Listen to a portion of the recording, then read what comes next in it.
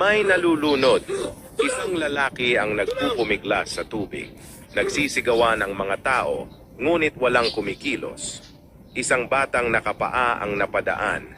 Ibinaba ang sira-sirang sako mula sa kanyang balikat, tumalon sa malamig na ilog, at buong lakas na hinila ang lalaki papunta sa pampang. 2 araw ang lumipas. Ang headline ng pahayagan ay Batang Bayani tumalon sa ilog upang iligtas ang negosyante. Napag-alaman na ang lalaki ay isang makapangyarihang negosyante sa lugar. Isang gabi, dumalaw ang lalaki sa bahay ng bata upang magpasalamat.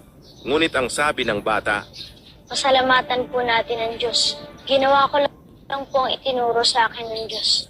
lubos na naantig ang lalaki at nagpasyang ampunin ang bata. Ilang buwan ang lumipas, pumasok ang bata sa kanyang bagong paaralan suot ang maayos na uniforme. Simula ng kanyang panibagong buhay. Sabi sa banal na kasulatan, at huwag tayong mga pagod sa paggawa ng mabuti, sapagkat sa kapanahunan ay magsisipagani tayo kung hindi tayo manganghihimagot.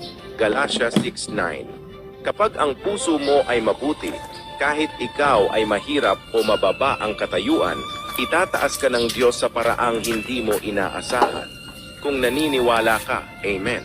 I-share ang kwentong ito upang ma-encourage ang maraming tao.